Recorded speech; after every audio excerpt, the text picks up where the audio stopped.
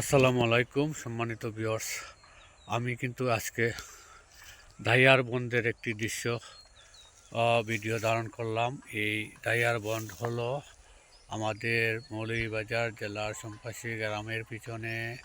এইটা এই দাইয়ার বন্দ অনেক পরিচিত, অনেক পুরানো।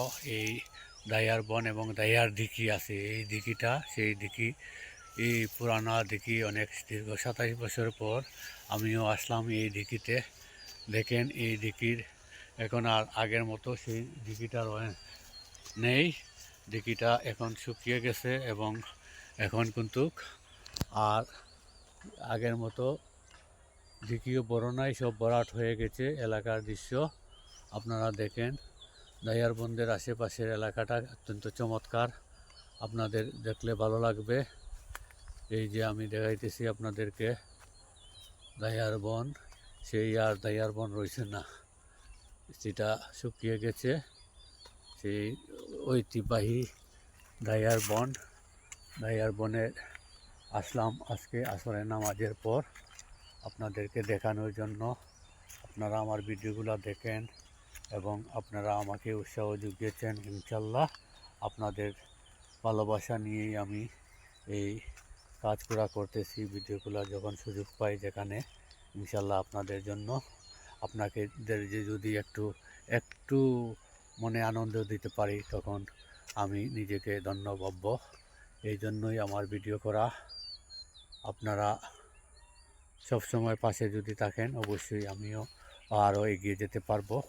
আপনাদের ভালোবাসা নিয়েই আমি এই ফেসবুক জগতে এগিয়ে যেতে পারবো, তাও না হলে পাবো না। আপনাদের ভালোবাসায় আমাকে এগিয়ে যেতে হবে। আপনারা সবাই আমার পাশে থাকবেন।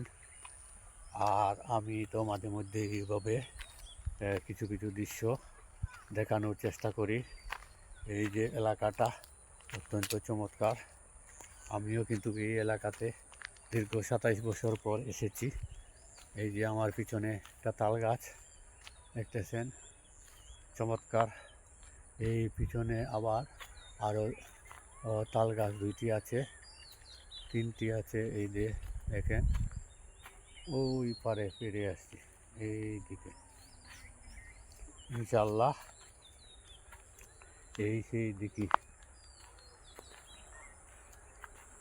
সেই দিকে অনেক পুরানো স্মৃতি। এই দিকের অনেক পুরানা যারা আছে অবশ্যই জানবে। আমি আর বসবো না, অনেক রাত, সন্ধ্যা হয়ে যাচ্ছে ঘনিয়ে।